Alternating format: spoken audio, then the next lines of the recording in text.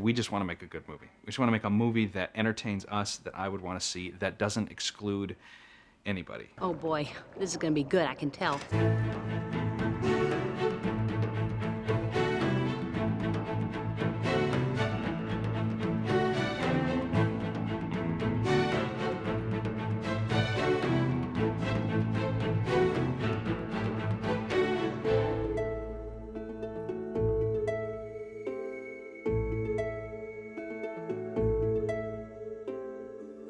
Final.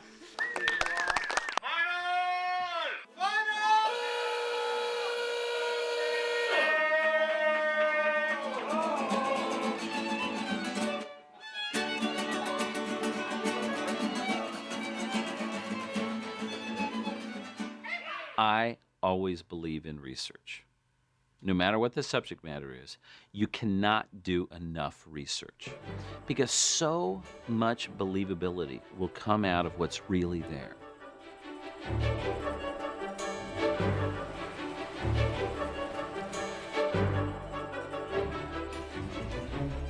I went on numerous field trips and research trips. Going to the museums to actually take fish out of the bottles and have a look at them close up. I went to every single person early on in the film and said, you have to get certified scuba diving, you have to go underwater. We cannot make a movie about the underwater world without you experiencing it firsthand. The design of the coral reef has been really interesting because we had all taken scuba lessons and gone and looked at the coral reef.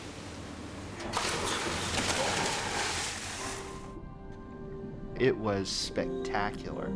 Just experiencing the reality of a world like that has an enormous psychological impact and an impact inevitably on the work you begin to create. People came back just with these eyes like, it was amazing. You know, I said, I told you.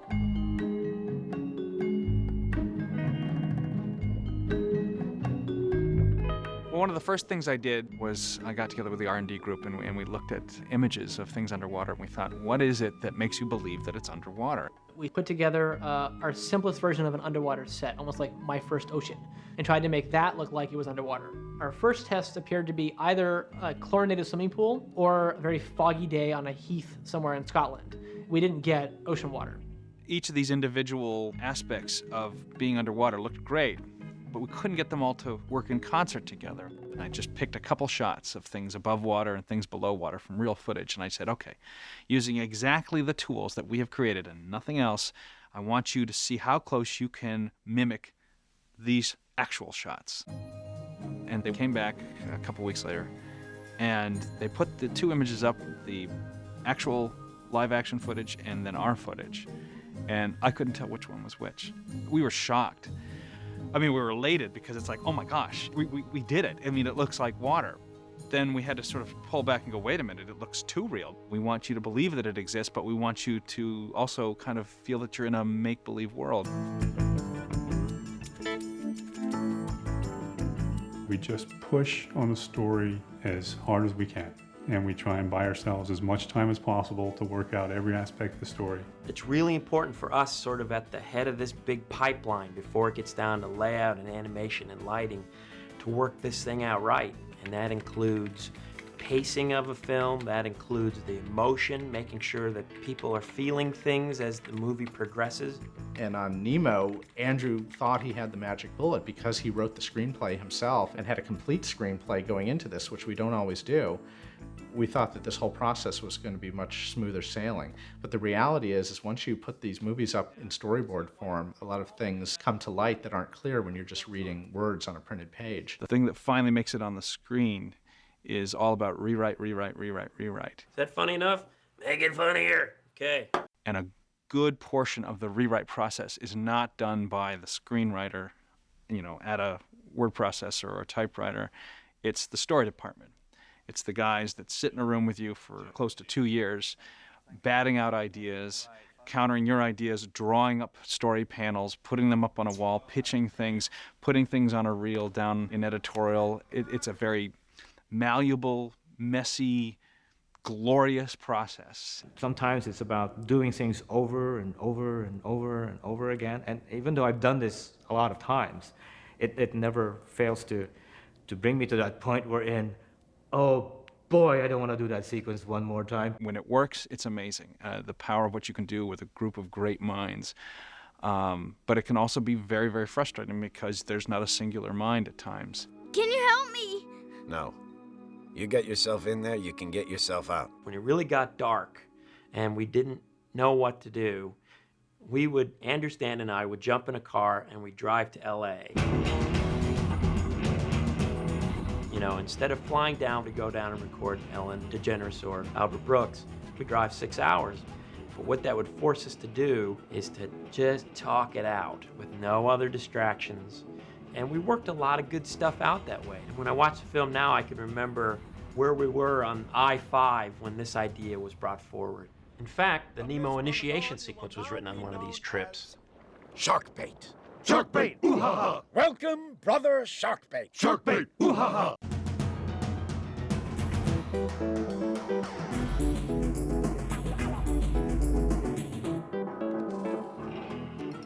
We cut the boards together with dialogue, temp music, temp sound effects. It's very important that the experience of viewing the story reels for the audience is going to approximate the experience of viewing the finished film. Just one point! Good eye! We spent a lot of time, we spent years, in fact, honing this story reel to try to create the best, most solid, entertaining template for the movie. Good eye!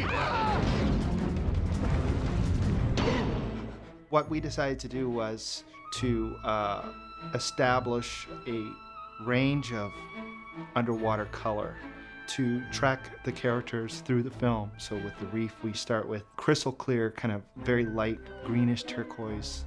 And as the film progresses, it gets darker green turquoise, and then black, and then blue. And then as we get closer to Sydney Harbor, it becomes greener. The pastels are used to kind of outline the color and the mood and the lighting for the entire film. Here's this morning in Pelicans. I start off again with a big broad stroke color palette. We try and figure out time of day and mood for the film. And then as we move forward and things are getting finalized in story, I go back in and, just visit key shots in a scene to kind of provide a direction for lighting. He'll put out the inspiration for what the scene should feel like and how it fits into the whole. We'll scan them in, and then she'll take them and she'll balance the colors a little bit. And he'll see it later and he's like, wow, that looks as good as I was hoping it would look, which just, of course, makes me feel like $1 million.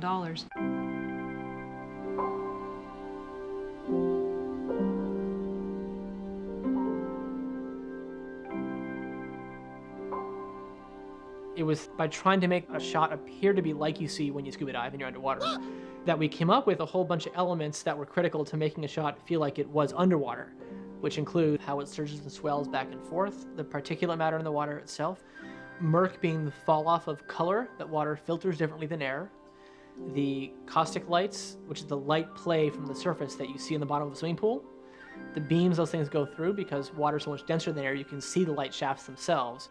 Okay, now how is it different being in a reef than being in deep ocean water than being murky in a harbor? Oh, okay. So now you have to find different settings for all those various things again and set the levels again. So you get, harbor water and sewage water and clear open blue ocean water, murky ocean water, bright sunny reef water that's shallow at night and at day and at dawn and dusk.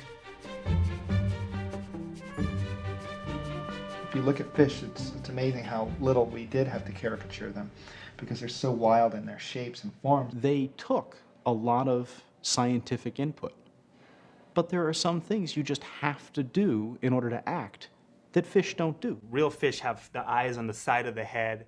They don't have eyelids, and they don't blink, and they don't talk. So how do you design a fish that is able to talk and emote and everything that the animators are going to want to put in there? We looked at how dogs emote. The subtle movements of their eyebrows is enough to emote like sadness or happiness. Neutral. Excited. Angry. Stern. Sad. And it's the same thing with these fish designs. We put enough eyebrow mass in there to really get the nuances of emotion.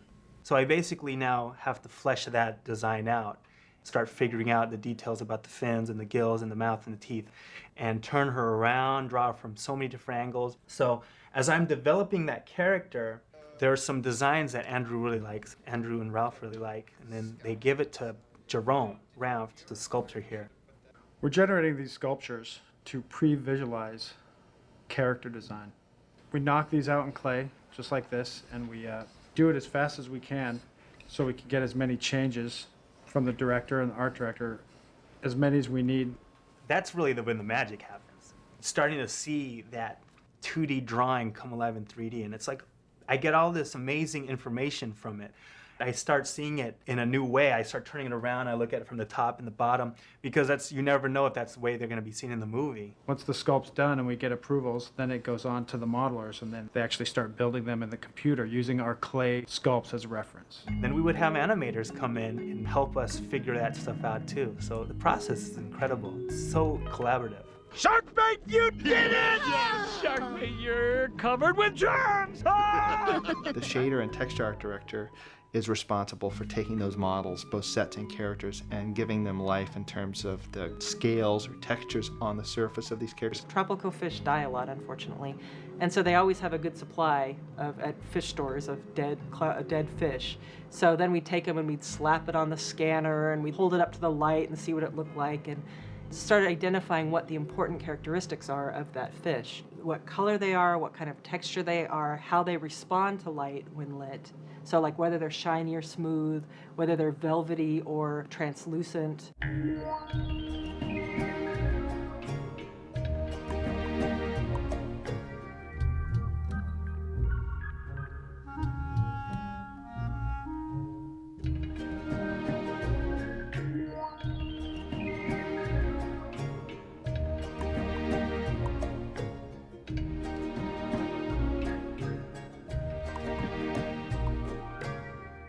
So you do like it, don't you? No.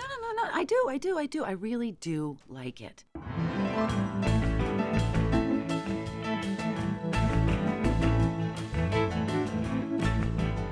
We had, I think, this bag of tricks as animators for bipedal characters. We'd all carried around with us, even ever since Toy Story 1. It wasn't until we had done the first few tests that we had realized that it's a completely different language. I think for most animators, it takes a good month or two of like pretty intense stuff to really get into understanding what makes a fish feel like a fish and adapting their old bag of tricks to the new bag of tricks.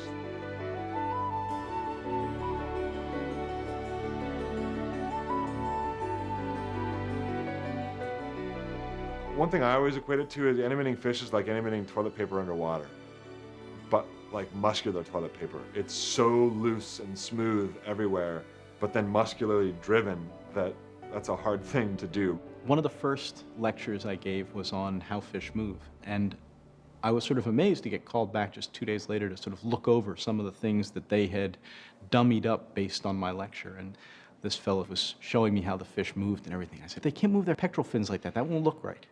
A fish can't just sort of do that. He said, you know, Adam, fish don't talk.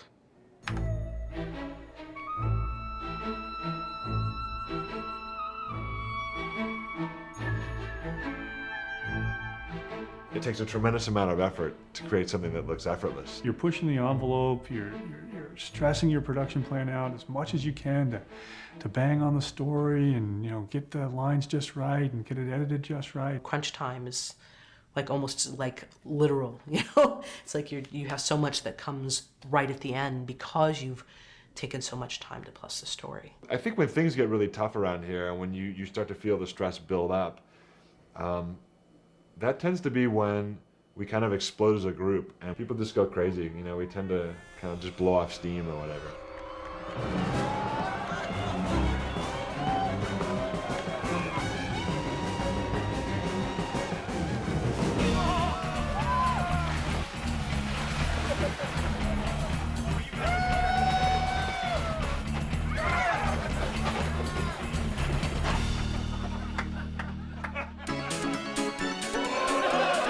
What happened when we moved to this big building is you don't see the people that you used to see all the time. And I think that a lot of us were missing each other and missing that collaboration. It's called the Ugly Contest.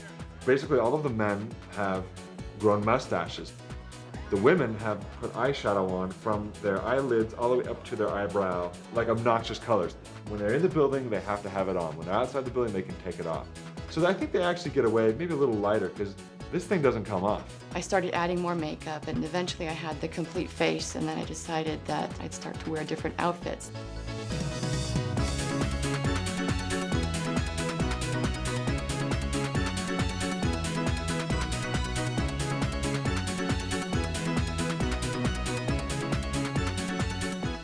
As the contest went on, people were going out and checking each other out more often, and we did get around to each other's offices and chat and look at each other's work and get feedback and just had fun. Your hair feels so thick. I know. I pushed my belly button and pulled. Woo! That was fun! On the production, we have what are called shot briefings for the animators. And to be honest, all that is a fancy word for what all directors do with actors. You may be talking about what your character's motivation is, or simply you need to be swimming here, and you suddenly have to be at this point in the frame by the shot's over. Whatever the actor needs to make the scene work. I remember it. I do. It's there. I know it is because when I look at you, I can feel it. And I look at you and I'm home. I can say to you, she realizes she doesn't want to be lonely anymore. I don't think she's that articulate, and she understands even that clearly. But I think she's felt it. She just hasn't formed it, right? So it's like forming as she's saying it, right? So she's like, if you leave, it's like basically I will be lonely. But she doesn't even know that yet. She's just like it's going to be bad, right? There's definitely acting that comes from the voice talent, but it's really people's ability to get inside of that character. You have to know all about it in order to bring a character to life. Otherwise, the character's not alive, it's just moving. I locked the door, I closed the door, and I put up some pictures of different people or things in my life that were important to me that are gone now, and kind of put myself in that moment for a while, and it was a depressing day. But, and then after a while, after I was really kind of in the moment, I looped the dialogue and I kind of went with it, and then I turned on my little computer camera here. And I look at you and I'm home. So working from that has been a great help, and hopefully, since it's coming from a sincere place in me, when it's coming out of Dory in the film, it'll feel like it's coming from a sincere place from her as well. It's almost like when you show your shot, you're naked and you can't hide behind anything. So yeah, I haven't shown it to Andrew yet. It's there. I know it is because when I look at you, I can feel it. And I look at you and I'm home. She comes across more collected than I think we want her to come across as. My initial response is that you have to have a little more jerky left and right on top of your stuff at the beginning. Some hint, some tell that it's all falling through her fingers right there as she's talking. There's a lot of this back and forth that happens and this super fine tuning so that you get a really appealing character, and they always feel organic and they never feel computery. It feels like he's locked in space, hanging from a hook right here. Did you try stretching his neck? Just like a half-beat pause. Oh, like that. He just swam. Oh, scoot, Just it's like, yeah. If we've done our job, you never sense the technology that's behind it. You just get the art out of it. You get the entertainment out of it.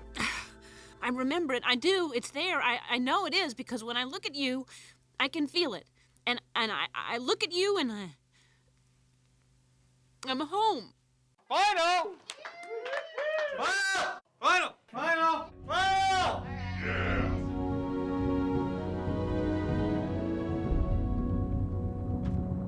I think that the interior of the whale scene is a good example of just an enormously challenging sequence from all avenues. We're inside a whale mouth, most of the time underwater, and the whole whale is underwater, and it's at night. So where does the light come from? You have to invent something that looks believable, shows the action, makes the characters look appealing. It makes it really hard on lighting to have two main characters, one that's blue and one that's orange, in a blue environment, because you want the orange one not to go black because you're hitting it with blue light. There was some concern about Dory disappearing, considering that we're in a lot of blue in this film, and turquoise and things. But that just goes to show you how terrific the lighting staff is here. Yeah, we're a little hot. So what color is your sunlight? That really super deep, dark blue. Get a good shadow of Squirt on the father when he's doing the head nod. Some of this might be in shadow from the cabin. Yeah. I'd say the most challenging part of my job is usually we have a lighting crew that's 30 to 40 people, and we're all trying to make the same movie. We're all trying to make shots that look like they could have all been lit by the same person. It looks awesome. Final.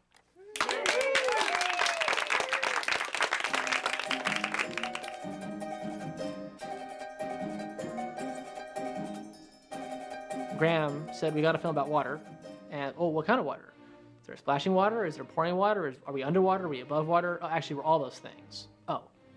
Here you just need the sim of the water being affected by this boat rock. This is the big kickback splash. Yeah. The producer half of my brain looks at a schedule and goes, I cannot splash water in 800 shots. I cannot afford to do this. Okay, the director half of my brain says, we're going to splash water in 1,200 shots. Every shot needs a splash because we're in water. Okay, both are not really true, so where's the middle ground? If you do it right, you get a couple shots you spend a lot of money on that look just, they're so cool. You just melt. They're amazing. And the water does everything. It's completely real. We totally controlled it. And you feel like a rock star. There are a couple shots you do about half that in, and a couple shots you don't do very much in at all. And if you pick just the right ones to spend your money there, as an audience member, you watch it and you believe the whole thing.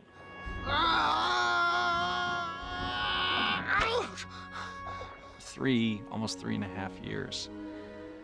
That's a long time to work on something and still not know whether or not it works. I mean, I thought it worked, and I thought it worked the first year that I worked on it. It's like you never really know until you see it with that preview audience, especially when you've seen it so many times. 2 years later, after a lot of dead ends or wrong turns and changes, you just get sort of beaten down. About the 20th time, you're not laughing at that joke anymore, and you forget that that joke's funny. I was in a very vulnerable state, and I think the whole production was. We just didn't know what we had.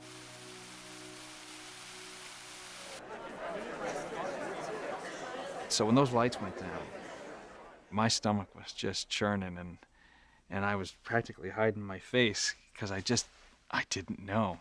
Not only did the screening go well, they were the best 2 screenings we've ever had in Pixar's history.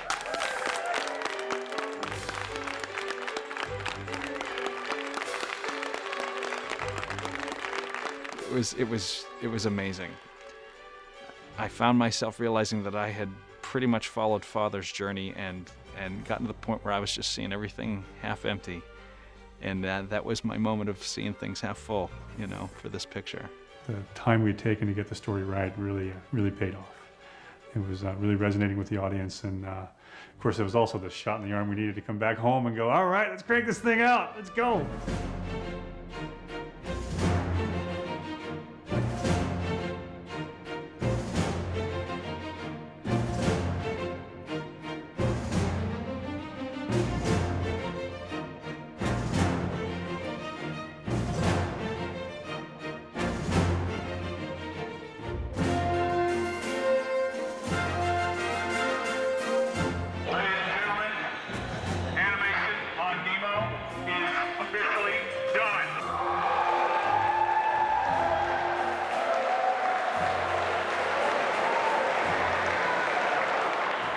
Take an audience to a place you want it to go and they get there, that's just unbelievably satisfying, because that means that all the stuff you spent doing for years and years and years actually worked. It's been a long, tough road, but we've all been there before, and we know that it's worth it. It's worth all the hard work. I've always known, even in the darkest days of the making of this movie was going to be stunning. And it is. Once the dust settled, I feel like, wow, Now, this movie isn't exactly what it was when I planned it, but when I watch it, it's exactly what I wanted to feel like. Dad, you can let go now. Sorry. Now go have an adventure. Bye, Elmo. Nemo. Nemo. Bye, Nemo. See you after school, Dory. Bye, Dad. Bye, son.